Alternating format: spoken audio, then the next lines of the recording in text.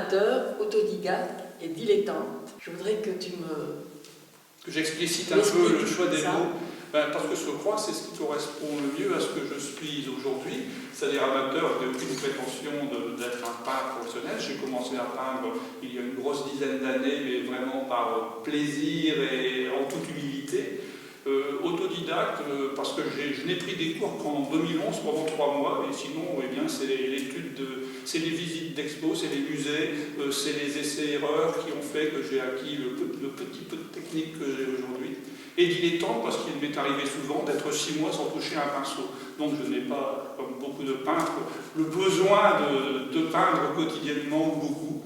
Et si on parle un peu de ta vie passée, peut-être nous expliquer d'où tu viens, ce que tu as fait et comment tu as fini par devenir, de se consacrer une partie de ton temps à la peinture. J'ai passé toute ma carrière dans l'éducation nationale, dans l'Académie de Lille, je suis un homme du Nord, j'étais professeur de lettres et chef d'établissement, et je me suis toujours intéressé à la peinture, et donc j'ai toujours travaillé avec mes collègues d'art plastique, et en tant que chef d'établissement, toujours favorisé l'expression des élèves, et leur donnant le maximum de possibilités pour que ce qu'ils produisent puisse être valorisé, mis en exposition dans les lieux que proposait l'établissement. Moi-même, après, j'ai effectivement profité des vacances d'enseignants pour visiter énormément de musées, que ce soit des musées classiques, par exemple, il n'y a pas beaucoup de musées italiens qui m'échappaient, mais aussi, et puis petit à petit, ma culture se faisant, je suis passé d'une culture traditionnelle, éducation nationale, à l'art contemporain. À l'issue de ma carrière professionnelle, j'ai donc décidé de m'installer à Metz définitivement, petite ville charmante que j'avais découvert 5 ou 6 années auparavant, et où j'avais une résidence secondaire, et donc maintenant je suis maison à plein temps, et j'ai pu de ce fait consacrer plus de temps à la peinture. Et c'est aussi ce cheminement qui ont fait que cette exposition s'est vue programmée et m'ont obligé à me surpasser dans ma production épisodique pour avoir un ensemble cohérent à présenter. Voilà Patrick, nous sommes devant une série de nus. Est-ce que tu peux me parler un petit peu de ces nus? L'ordre chronologique est ici inversement, c'est une lecture contraire à nos habitudes puisque ça se lit plutôt de droite à gauche. Alors ça vient de mon passé de photographe aussi amateur, et donc la première toile que j'ai réalisée il y a une dizaine d'années, je l'ai réalisée à partir d'un cliché noir et blanc. Ce qui explique peut-être pourquoi dans les toiles suivantes je suis resté sur une monochromie, parce que je n'ai pas d'explication plus plausible à me donner à moi-même. Mais c'est pour ça que j'ai installé ces toiles dans ce sens-ci, c'est qu'en partant d'un modèle, pour revenir au titre d'exposition dont auquel j'étais relativement asservi, je m'en suis libéré dans les toiles suivantes en torturant quelque peu le corps féminin tout en restant dans cette atmosphère très, très simple de monochromie, gris-beige et noir. Et j'ai continué avec ces deux-là, mais par contre, le temps avait passé, et donc ma gamme colorée avait évolué, comme on le verra par la suite dans les dernières toiles. Et donc, de ce fait, on est passé dans des roues, dans des postures différentes, dans un traitement de visage, avec des influences multiples, parce que j'avoue que j'ai commencé cette toile-là après avoir découvert un expressionniste belge au musée de Bruxelles, Termec, qui a des teintes très sombres et des corps assez massifs. En revanche, le visage, on pourrait effectivement y voir un petit peu l'influence des masques, enfin des visages de Picasso à une certaine époque. Oui, c'est un peu. Mais bon, je dirais en ancien prof de lettres que ça, c'est de l'innutrition. Quand je suis avec mon pinceau devant la toile, je ne pense pas que je pique ceci à celui-ci et autre chose à celui-là. Ça donne ça. Oui, voilà.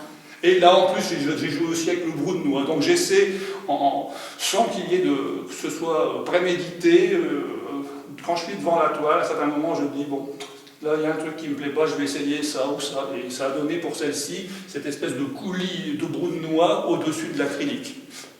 Celle-ci, par contre, est une huile. Et c'est pour ça qu'on a beaucoup plus de nuances, et sur le corps, et sur le fond.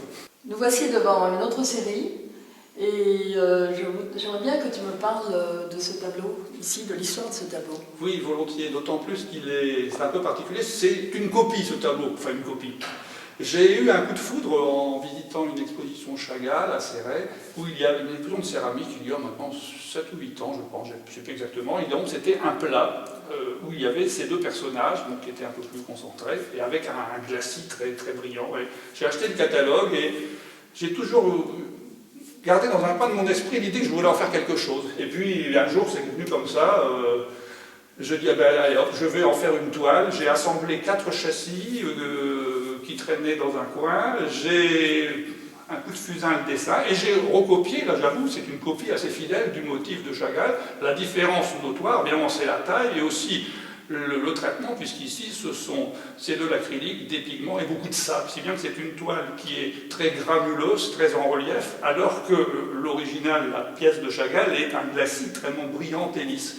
Mais quand on compare les deux, finalement, je pense que je n'ai pas trop trahi l'esprit. Et elle est placée ici parce qu'elle fait en quelque sorte la liaison entre les nus qu'on vient de voir et puis le passage progressif à l'abstrait. Parce que déjà là, on a quand même une représentation qui est toute intellectuelle du couple. Et quand on passe à la toile d'à côté, elle fait elle une autre transition entre les pièces qu'on verra juste après, qui sont des lamelles de cagettes collées sur toile et teintées. Et elle est encore figurative, même si les personnages ont un côté très abstrait et stylisé, mais on y trouve aussi mes bois de Cajot et du papier collé sur toile.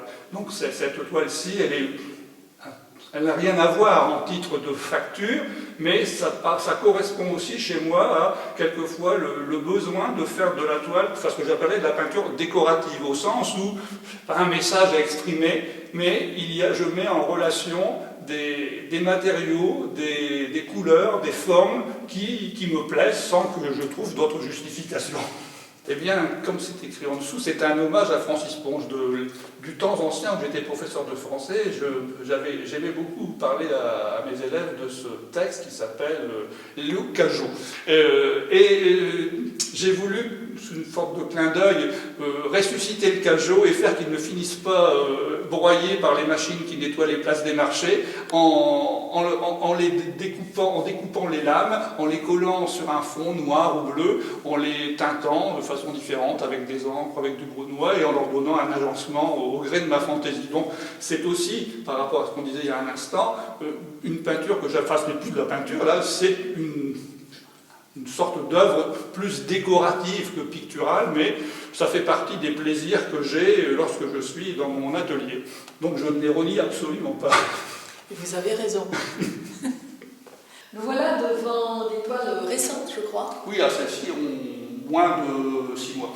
C'était un désir que j'avais depuis plusieurs années de passer vraiment à l'abstrait, mais ce n'est pas évident, c'est de se retrouver devant une toile blanche et par où l'attraper. Donc j'ai pris quelques semaines de cours avec un peintre abstrait pour justement essayer de mieux comprendre la démarche et en même temps pour améliorer ma pratique de l'acrylique.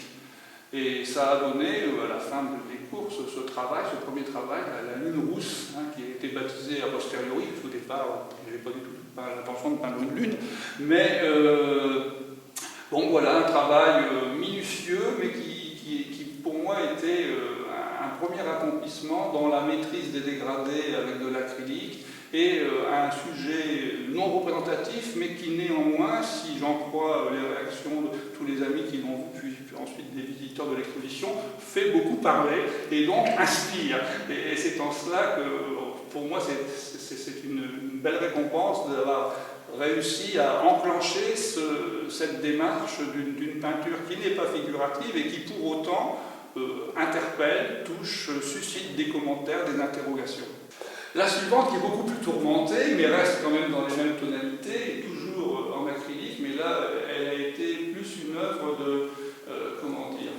de tension. Et d'ailleurs, c'est vrai que, suivant le conseil d'un ami, je l'ai appelée turbulence, parce qu'elle est un peu dérangeante. J'étais parti, a priori, uniquement des couleurs. Maintenant, ma palette est vraiment dans les roux, les noirs, les orangés foncés.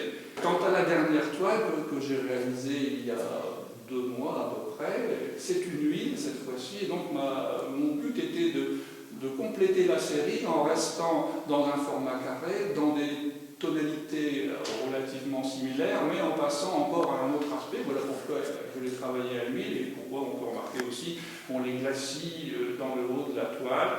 Alors un critique On pourrait me dire que j'ai mélangé plusieurs techniques, il y a des glacis, il y a des surépaisseurs, mais bon, c'est comme ça que je l'ai senti, et moi elle me plaît beaucoup, donc je me justifie en disant que c'est la dernière expression de ce que j'avais envie de donner avec, contrairement à la précédente, je trouve un sentiment de luminosité, et je l'ai appelé élévation, parce que je sais pas, à chaque fois que je vois ce tableau, j'ai envie d'ouvrir les poumons et de respirer, et ceci explique cela. Voilà. Et après l'expo, qu'allez-vous faire? J'ai envie de continuer, mais peut-être, même sûrement, de continuer dans un style plus uniforme, c'est-à-dire que cette première exposition, je disais à des amis sous forme de boutade, c'est presque une rétrospective, puisque je peins depuis plus d'une dizaine d'années et que je n'avais jamais exposé. Donc il y a des choses de factures très différentes et avec des histoires différentes. Là, je crois avoir trouvé une certaine voie, et donc je vais continuer dans le style de la dernière toile exposée, donc dans de l'abstrait, plus coloré, et dans des formats peut-être que je vais essayer de diversifier. Bien, je vous souhaite beaucoup de bonheur en peinture. Je vous en remercie, et j'en ai déjà eu, j'espère que ça continuera. Bravo.